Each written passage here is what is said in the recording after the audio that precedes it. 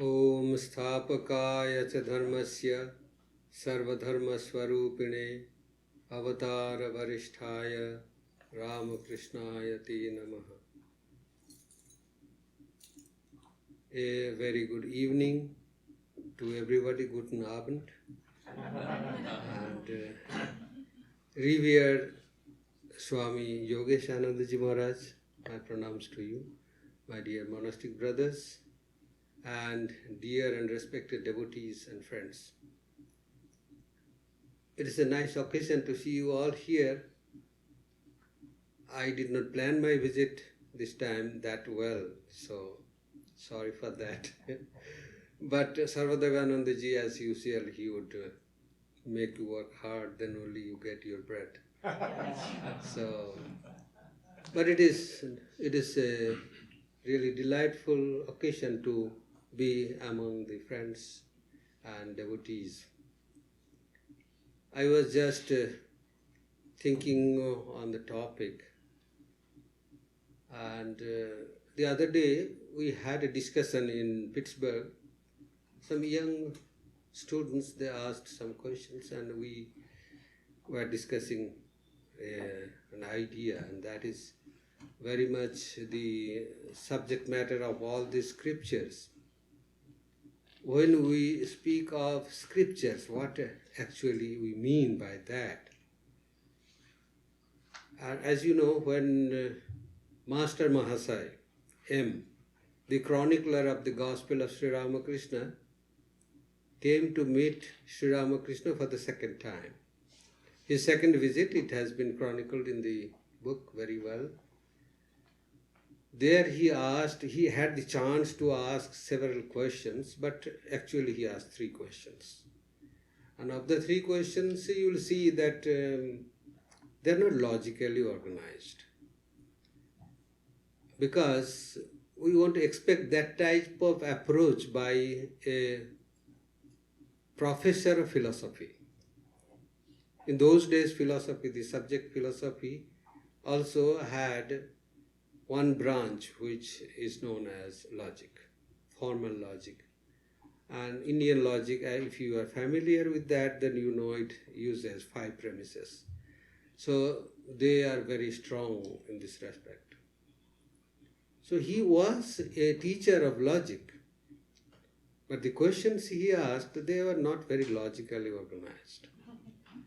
The first question he asked how to see God. That is the first question. And second question he asked, how to live in this world. And third question, is it possible to see God? Actually speaking, the third question should have been the first. But well, now look at the situation when he exactly came to Sri Ramakrishna. It was at a very crucial time or moment of his life that he had to come to Sri Ramakrishna. Or I would rather say that destiny brought him to Sri Ramakrishna. Due to some family problem, as you know, he was planning to end his physical life. And then he just, as the story goes, he was brought to Sri Ramakrishna, and then at that, means when the mind is in such a very confusing state, then logic does not work actually. So that is why he asked how to fix the mind on God. And then Sri Ramakrishna gave his answer. But the second question he asked, and that time perhaps he gathered himself that much to ask this question, that he asked how to live in this world. And if we really look into the spirit of the scriptures, we will see that they are addressing this one question from different points of view, from different angles. They are looking at this same question: how to live in this world. And that is why the scriptures have been made practical in our life. They have that practicability,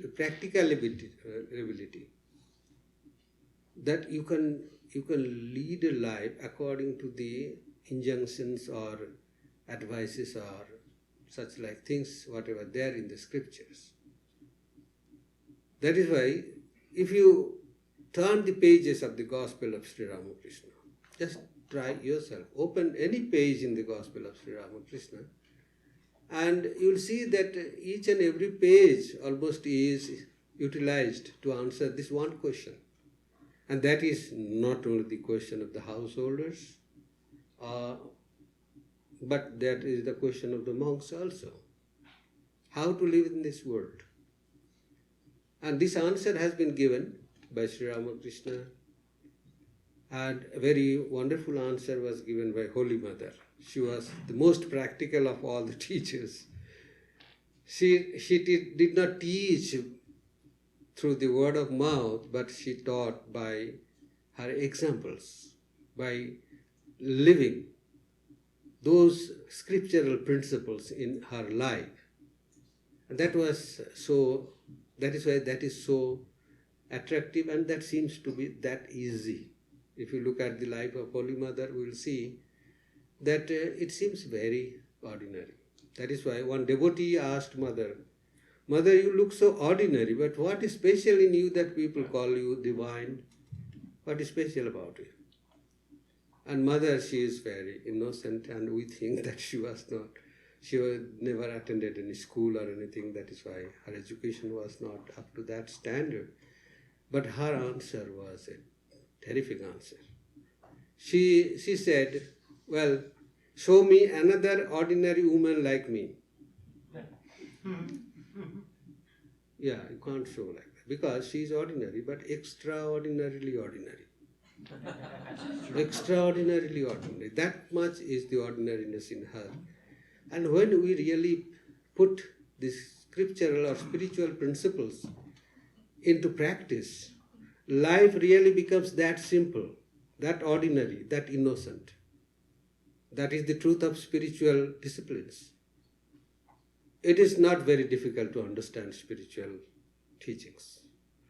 It is only difficult that we don't want to practice them. We want to get a big PhD or postdoc on all these things, but without knowing what actually they mean. And in the life of Sri Ramakrishna, you will see that he has made the spiritual life so practical. Immensely practical spiritual life we have never seen in the lives of great teachers before him. So much practicality. Therefore, he has brought that hope to us. It is possible to practice those high principles in our life and then to improve our life to a higher level. It is possible. Sri Ramakrishna's body was not that strong. Of course, in a different way, he was very, very strong. You know, when Swami Vijnanananda, he was Hariprasanna, he used to practice big physical things. And Sri Ramakrishna pushed him against the wall. He had no power to resist that. But here, if you look at the physical life of body of Sri Ramakrishna, it was a frail body. But it was possible for him to practice such severe, difficult spiritual austerities. And that he did. And that brought hope for us. It is doable. So, from that standpoint, if we look at this question, how to live in this world, then the gospel will give us answers after answers. Some of them may suit my condition of my mind or my inclination. Some of them may suit your inclinations. But they are meant for all. We can pick up things which are suitable for us and practice. So this question has been asked by another spiritual teacher, and that is Sri Krishna. He was also another very practical teacher. But his gospel has been given in a very peculiar situation. We cannot think of any more explosive situation in our life than to be in a battlefield. And you look at this situation where Arjuna asks him to bring the chariot in between the two warring forces. They are about to engage into war. And Arjuna asked Sri Krishna, just take my chariot in between these two armies. Now, Sri Krishna, what did he do? That is a very wonderful description there. He could have brought the chariot directly in front of Duryodhana and Karna, who were arch enemies of Arjuna. He would have hated them like anything and would have immediately picked up his bow and start fighting. But what did Sri Krishna do? That is the role of a teacher, not a commander. He is not going to command, do this because I say this. No, he is bringing him to such a place that he brought the chariot in front of the grandsires, his own senior people who used to take care of him as a kid, and all these things. It would brings a barrage of emotions into his mind. That is why Sri Krishna brought him there. Now see, these are the people who are standing against you. Your teacher, Drona, is there. Your grandsire, Bhishma, is there. All this, your great,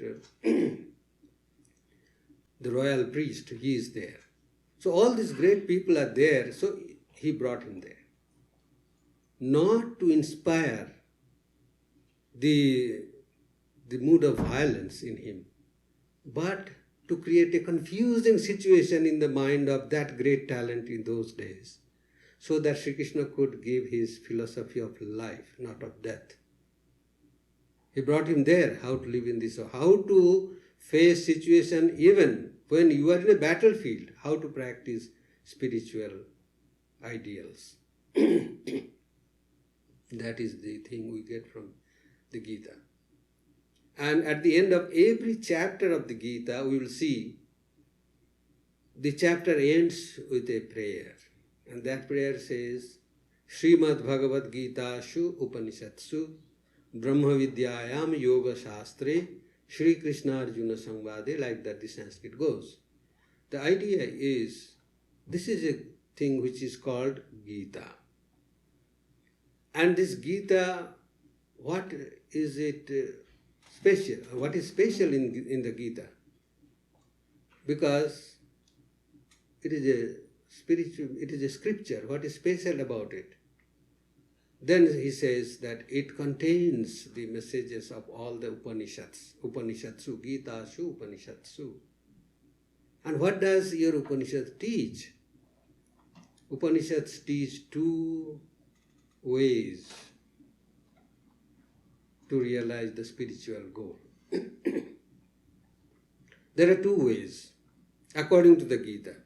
Even though we know that the Gita promotes 4 yogas, 4 ways leading to the same goal.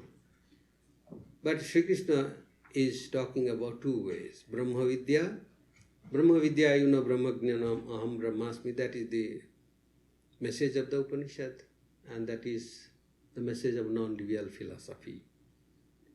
And that is called Brahma Vidya. And Yoga Shastra. 2 things have been taught here, Brahma Vidya and Yoga. What is Yoga? It is a combination of how to do work in this life, in this world, plus meditation or upasana, bhakti yoga. So, Sri Krishna tells about these 2 ways. One can take up any one of these. He is not saying this is the best and this is. But he says one is easier than the other. That is why the second one, the option is given. So he speaks about Brahma Vidya, and it is typical of the 2nd chapter of the Gita that Sri Krishna is summarizing the ideas there. And then all other chapters following the 2nd chapter will be an elaboration on these 2 topics. That's all. So the first topic is that Brahma Vidya, how to live in this world. In answer to that, Brahma Vidya is prescribed.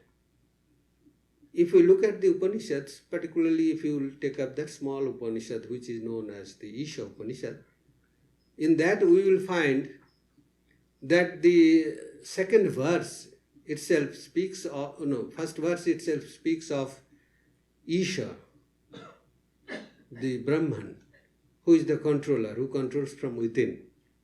And Shankaracharya explains that it is a kind of control which manifests our power. And the idea behind that is that this mantra is presenting before us the ideal. If there is no ideal in this life is counted in years only. They say if you do not have a purpose in the life is measured in time scale. And if we have a purpose in life, time will be measured in life scale. If we don't have a purpose, then what is this life for? That is a question, big question we have to answer. One of the American writers, I'm just blocking his name, wrote, life is a journey, not a destination. The grave is not our goal. In the poem, this is the ode to life. So there it is written, the grave is not the goal. So goal should be somewhere beyond this limited life. And that is what we have learned from that wonderful book. You must have heard the name of that book, that Man's Search for Meaning. In German it was written, and the name was initially Trotzdem ihr zum Leben jagen. In spite of all these things, you can say yes to life. Yes, life is worth living. That you can say.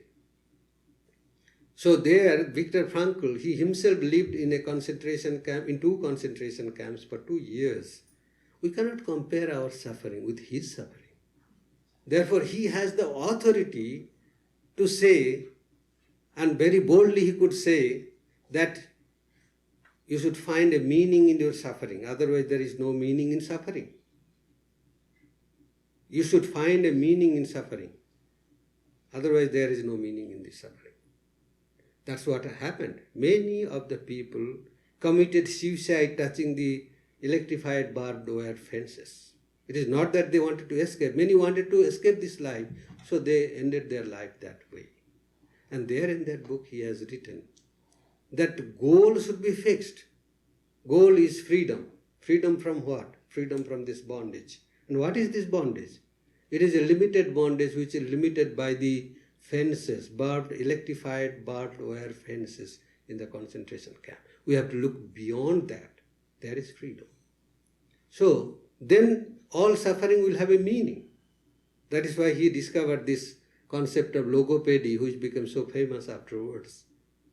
That find out a meaning in the suffering. Life is full of suffering. That is what Buddhadev has said. And we know it is what type of suffering it is.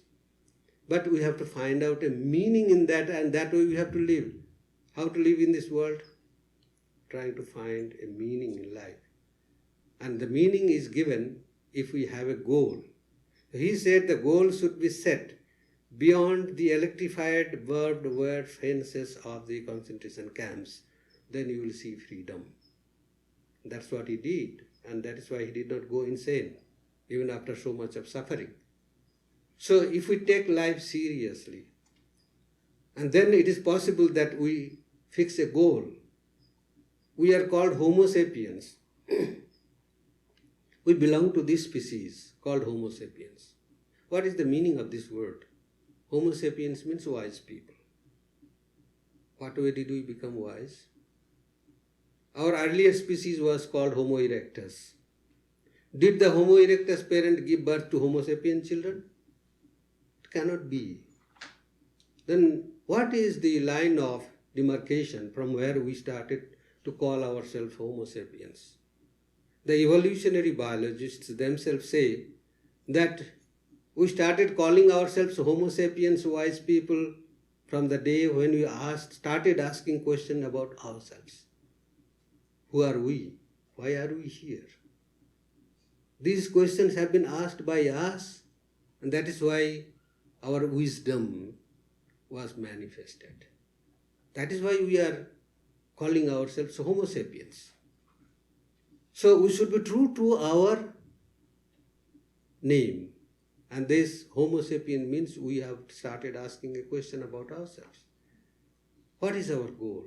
Why are we here? All these things give a meaning to our life because we are trying to find a purpose of this journey. If I want to drive from here to Los Angeles, then I will drive. But if I don't fix a destination and go on driving, what is it called? Is it a journey? To where? Aimless driving, meaningless driving. If we lead a life without a destination, without fixing a goal, it's just leading a life of any other species in the animal kingdom without asking any question. Do we really deserve the name Homo sapiens? That is the question. So this question has been asked and that has been answered, and Sri Krishna is drawing our attention to this very fact. Suppose a dog comes and bites me. Do I bite the dog in return? That is the greatest material law discovered by Newton. For each and every action there is an equal and opposite reaction. What is the reaction here? Do I belong to this material world which teaches us this type of law?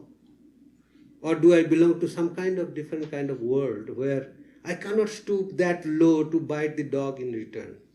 Why? Something in me holds me back. What is that something? That is my dignity. That is my humanness. I'm a human being. I can't do this. Now raise our level a little bit. I'm Atman. I cannot behave like any manager. I cannot behave like any manager in a company looking at my own interest and bringing down the company. I always look at the human interest involved in this. So therefore, Sri Krishna gives us 5 points. We have to look at these 5 points when we are facing any kind of challenge in this life. Life is full of suffering, full of challenges. There is no day that we don't face any challenge. But how to face the challenges?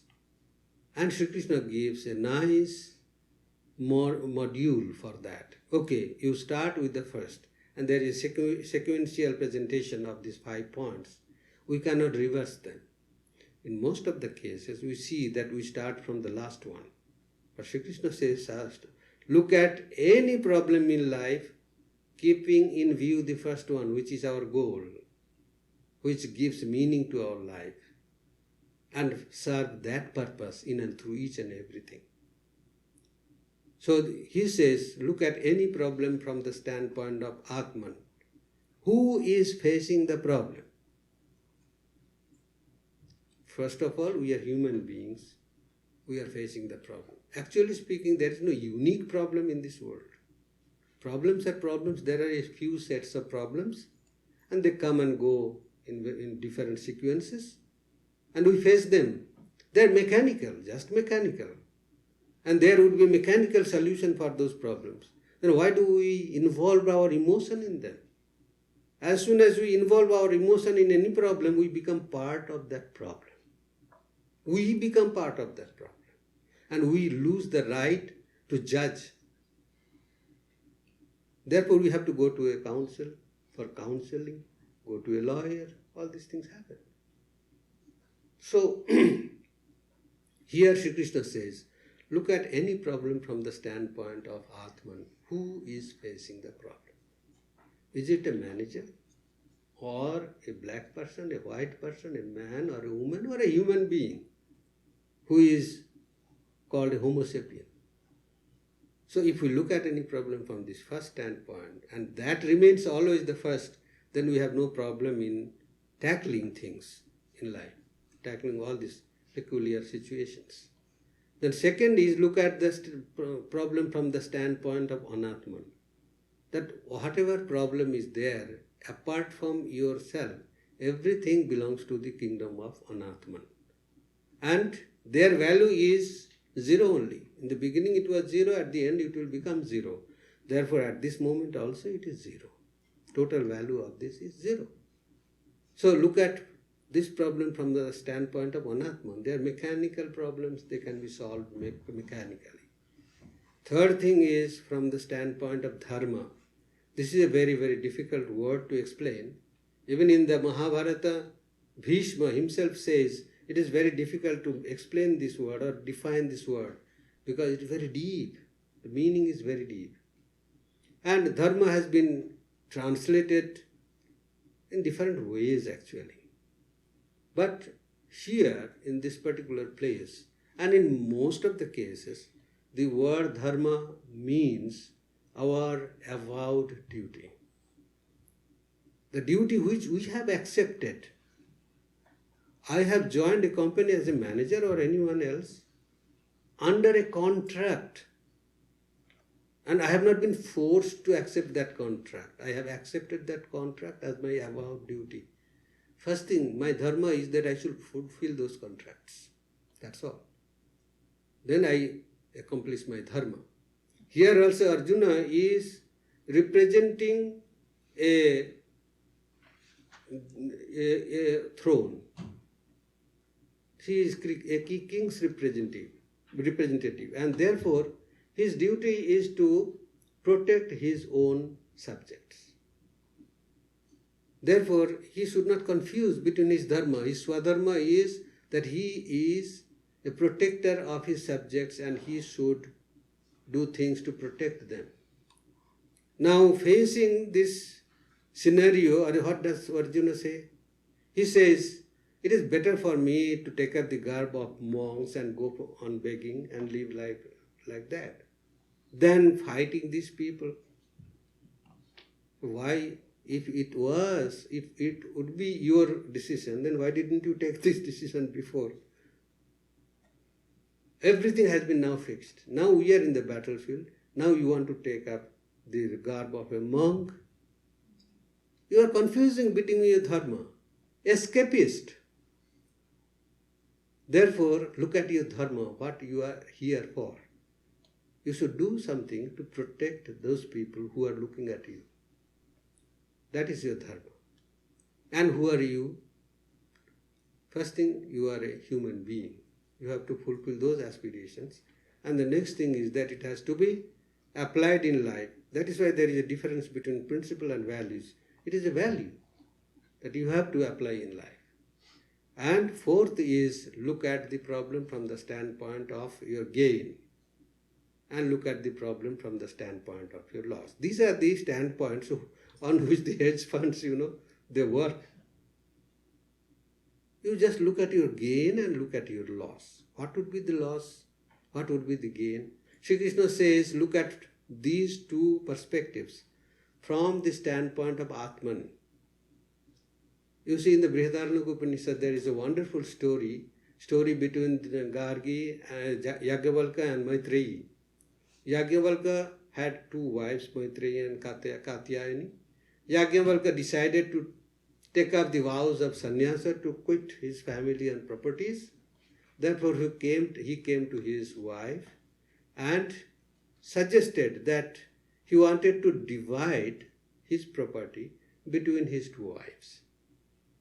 Maitreyi has been told as Brahmavadini there in the Upanishad. Brahmavadini. Brahmavadini means she had interest in Brahman.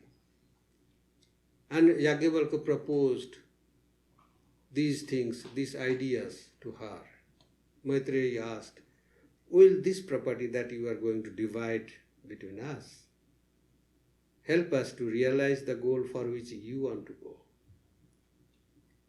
Yajnavalkya said, no, not this property. Even the property of the whole world will not help you to realize that goal. Then Maitreyi asked, so you look at this property as trash. So you are quitting this. And you love us. And this is the way you are showing your love, that you are trying to divide trash between your two wives. So she said, give us a share of that for which you are going. Then you will be really loving us and you will be giving something. So give us a share of that. Compared to that, all these gains and losses in this world, material gains and losses, which are just conceptual, like Bitcoin and other things in this world. Just conceptual things. Even this, they talk about in economics, they talk about these currency notes. They have a face value in the currency note. Government promises to give you $100 equivalent goods or something. $100, that is the face value. What is the real value of that currency note? Minus inflation or something, all calculation, then it may be 98 cents. And what is the intrinsic value? You can use a bundle of notes to make fire too. That will give you heat. That is the intrinsic value. The conceptual just idea.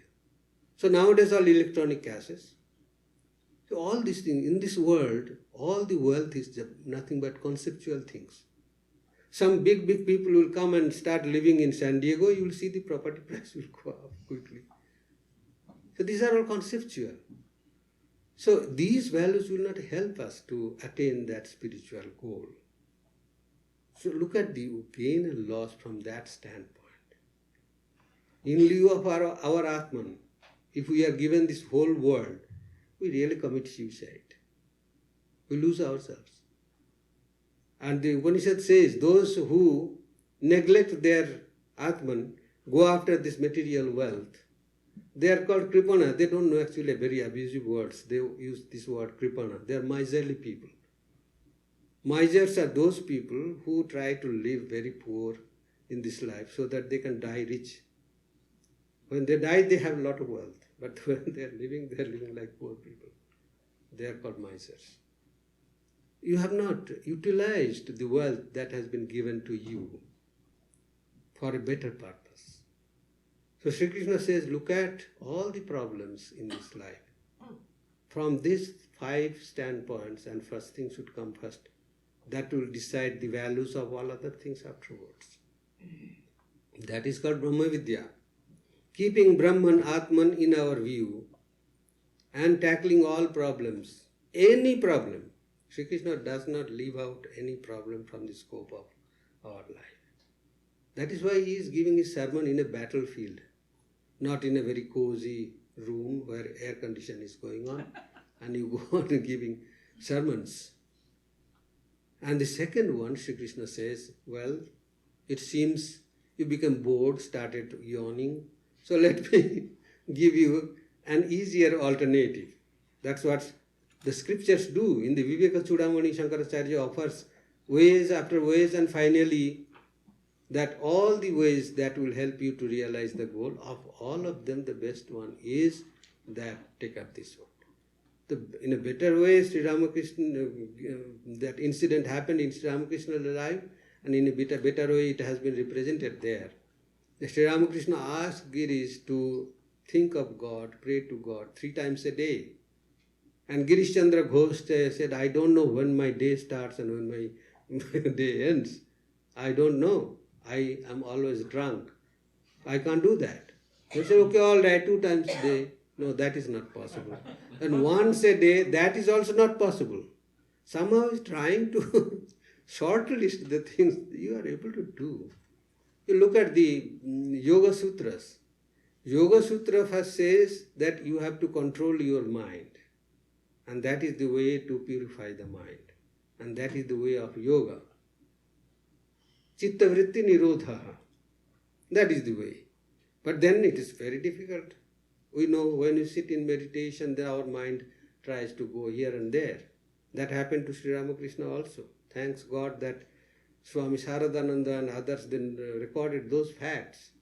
And it is a great, great benefit for us because we are indebted to Sri Ramakrishna, who himself narrated the story. He said he was sitting in meditation when he said, I was sitting in meditation and I saw that my mind has gone to Rasik's house. So we have got a very clean sheet. If a Sri Ramakrishna's mind can go to Rasik's house when doing meditation, our mind can go to Target or any Walmart or anywhere. What is the problem? What is the problem? So we have got a clean sheet. It is possible. It is we are free to do that. No. That is fine. Sri Ramakrishna says it is a natural phenomenon. But the problem is that in Sri Ramakrishna's case, Sri Ramakrishna was the savior. He wanted to save Rasik. And that was his concern. But to save whom do we go to supermarket? Our mind goes to supermarket. Are we saviors of the supermarkets or what? So there we have to find the difference. The thing is that the alternatives have been given. In the Yoga Sutra, they have given 7 alternatives. Can you just imagine how lenient they could be? And the last one was terrific. Yoga Sutra says, Yatha Abhimata Dhyana Dva. Take up any object of your choice and meditate on that. Meditate. That is the instruction. On what to meditate? Then they go on giving all this description of the objects. Meditate on God. Meditate on Omkara. Meditate on your breathing. All this, meditate on light, meditate on peace. Like that. As Swami Vivekananda has said that you meditate on the heart of a lion. And here the Yoga Sutra comes down to this. Meditate on anything that you like. But meditate. That is the instruction. So here also Sri Krishna is offering their second alternative, which is called yoga. That is a combination of our karma and upasana, our meditation. Karma we have to do. We cannot stop. We cannot stay without doing work. That's what Sri Krishna says in the Gita. Nahi kaschit kshanamapi jatu tishthatya karmakrit. You cannot remain, even for a moment, remain idle without doing any action. Even if you are thinking, that is also mental action. You are always active. So he says, if you have to be active, you have to do some karma. But then do some karma with some sense in it. That is why he says, always the works will bring some results. That is why we get hooked to our works, because the actions will produce results. Each action will produce a result.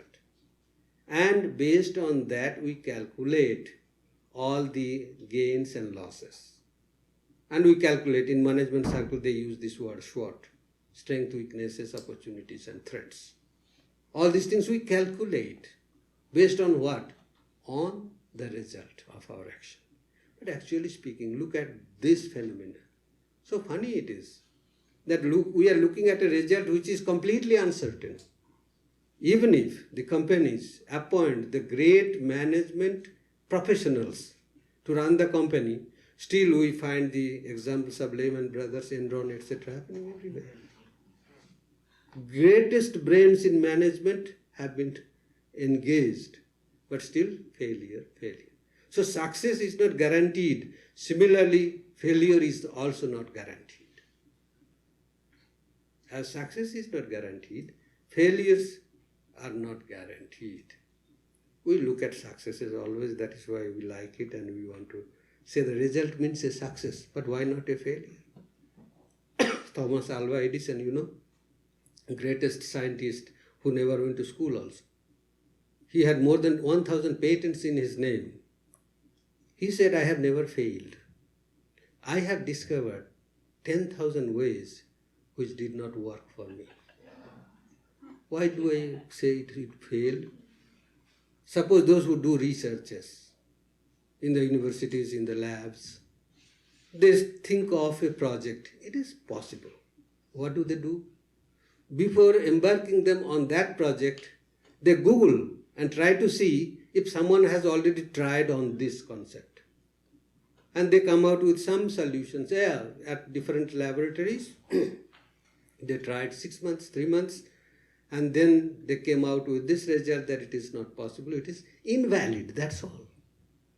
If I think it will work this way and if it does not work, do we call it a failure? It is against the law of the nature.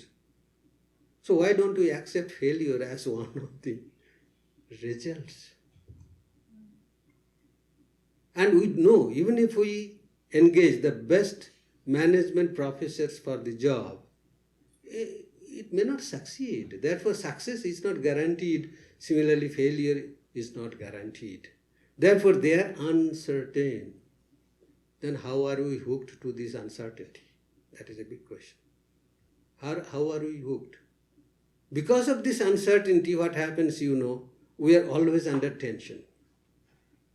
We suffer from stress, anxiety, because the result is uncertain and we don't want to accept failure. Failure means it may not be damaging, but maybe that it was impossible. Absurdity. So, there is uncertain result and we are hooked to that through our emotions. We attach our emotion to the result and therefore we suffer. Because the result is uncertain, therefore there is scope for this anxiety. There is scope for this stress. We suffer from stress. And then Sri Krishna comes forward and says, well, after all, you have to leave this result in the hands of fate. Why don't you leave the result in the hands of God? Who controls the fate? That is what once Swami Yatishwaranandaji, he used to be here in Philadelphia before, and before that he was in Germany. Yatishwaranandaji Maharaj was approached by one of the disciples. Yes, revered Maharaj is a disciple of Yatishwaranandaji. But one of the disciples approached him and said, he was a palmist. He said, I want to read your palm. Yatishwaranandaji asked, what would you read there? Then he said, I would try to see how many stars and planets are affecting your life. Yatishwaranandaji smiled and said, well, my dear, I am under the protection of one at whose bidding the stars and planets work. So why don't we take recourse to that? Why don't we leave everything on God and do our best and leave the rest on God? This is the policy. Why do we leave everything on uncertainty? Be certain there is someone who can take care of it. Leave it on him and then be free. Actually, we want to remain hooked. That is a kind of enjoyment we want to have. In psychology, there is such a theory that some people are there, their mind is, the networking, chemical networking such that they would be always happy to think that they are suffering. What to do? And what is the solution to that? So they say that leave everything on God, then you will be free from this suffering. At least you know there is no uncertainty. If He wills, this will happen. If He does not will, okay, not. But then Sri Krishna says, there, God should not be the first condition. God will be the fifth condition. See here, look at the 5 conditions. He says, Adhishthanam tatha karta karanancha prithak vidham vividhascha prithak chesta daivancha eva atra panchamam. He says, first your body has to be taken care of. Those who practice spiritual life and neglect the body, they cannot practice spiritual life. Body is the first condition of our spiritual sadhanas or practices. If the body is sick, we can't, even if it's a little bit of cough and cold, you can't get up, you can't sit, you cannot be in peace. So how can you meditate? So take care of the body first. Tatha karta, take care of the mind. It is not under stress. Karanancha prithak vidham. And you have got a lot of senses. Use them. Use them. Look at any good thing and try to find out why are you looking at it and why are you enjoying. No, it is beautiful.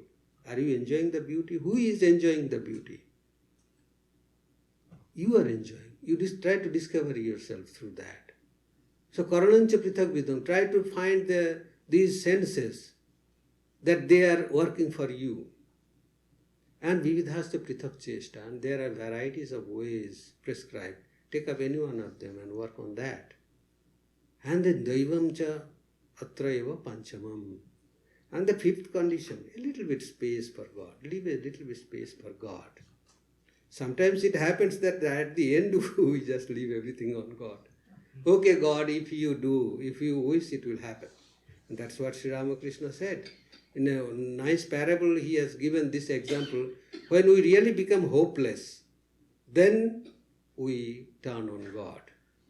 So it is something accidental. Why should it be accidental? Make it incidental. Part of our approach. Make it part of our approach.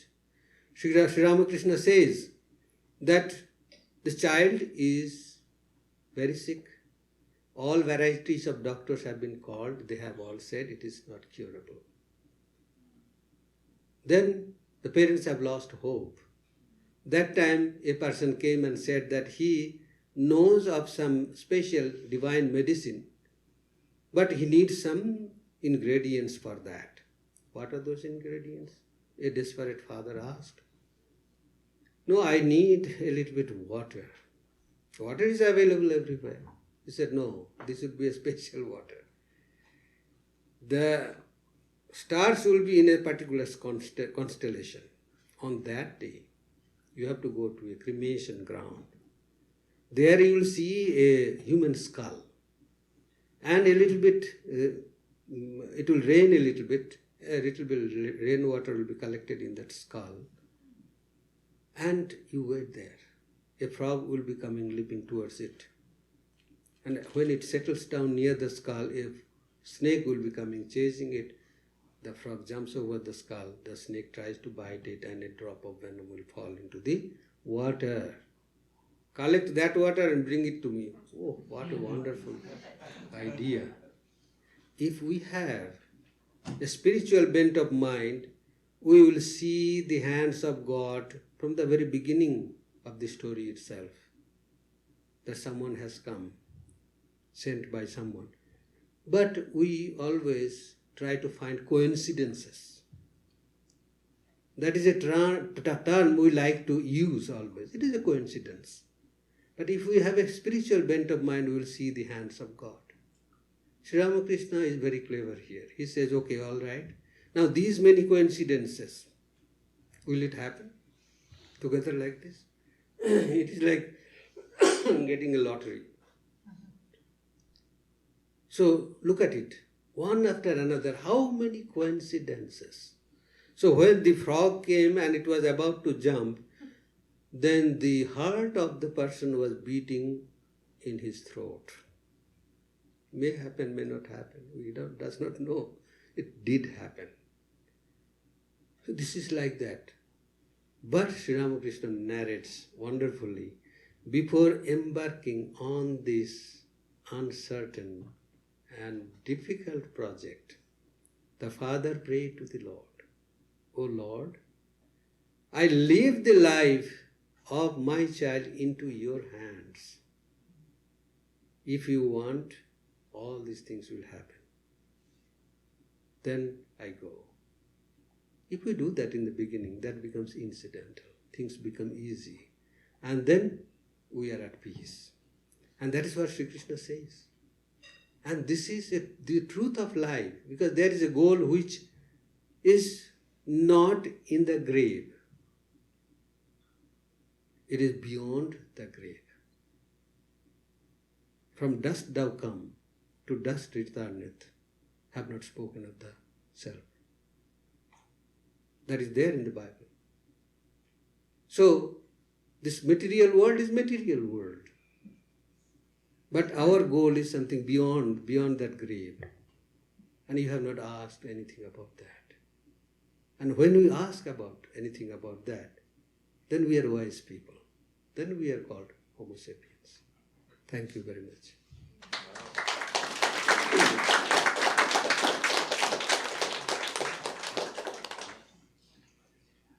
We have 5 minutes. Questions? 5 minutes not a long time. Please ask some simple questions. That's the format. We give 5 minutes for questions. So, anyone? It was a wonderful day. Thank you, Richard. Yes. Yeah. Yeah. Please. Yeah. Well, when you say meditation, what exactly do you mean What do you do? Meditation. I just very very shortly gave a brief outline of the whole scheme. But there are varieties of meditations. That's what I have referred to, the meditations. 7 alternatives in the Yoga Sutras, they speak of meditation. 7 alternatives. As one can think on the concept of God, a personal God, a figure of God, even a representative of God, that is the Omkara or cross or the wheel, etc., etc. One can concentrate on that. To concentrate our mind on one single object. That is the idea. So that all the flow of our thoughts will be one type and guided to one goal. That is called meditation. So one can think of God, one can think of Om, one can concentrate on the breathing, one can concentrate on light, one can concentrate on peace. One can even take up any kind of material thing and concentrate on that. I will give you an example. You know, in science there is the Doppler effect idea. So I used to practice. I was living in Germany, in our retreat house in those days, and it was on a hill in a forest. And very rarely a car or vehicle will pass by. So I used to concentrate on that sound, and I could follow that sound for a long time. Through practice, I could really follow that sound for a long time, and I could differentiate that sound from the sound of another car which was following it. One can do that. Another very easy solution is that you have these fans here. Now, when we close our eyes and try to think of the sound of that moving fan, then we look at that sound there. But actually speaking, the sound is here, not there. Sound is on our eardrum, not there. So if we concentrate on the eardrum, we'll be able to hear that sound on our eardrum. This is not called meditation, but this helps us in growing interest in meditation. Because we see that once we take up this type of concentration, it is fulfilled very easily. So it will prove its effect. Therefore, we get more inspired and take up real meditation. We have to take up an object which has a universal connotation. Then it is called meditation. Yes. Anyone? You want to? I have a question. You mentioned 5 things. I somehow missed the 4th. You said body, mind, senses, then God. What was the 4th? No, ways, different ways. Body, mind, senses, different ways, different approaches. And the 5th condition, a little bit for God.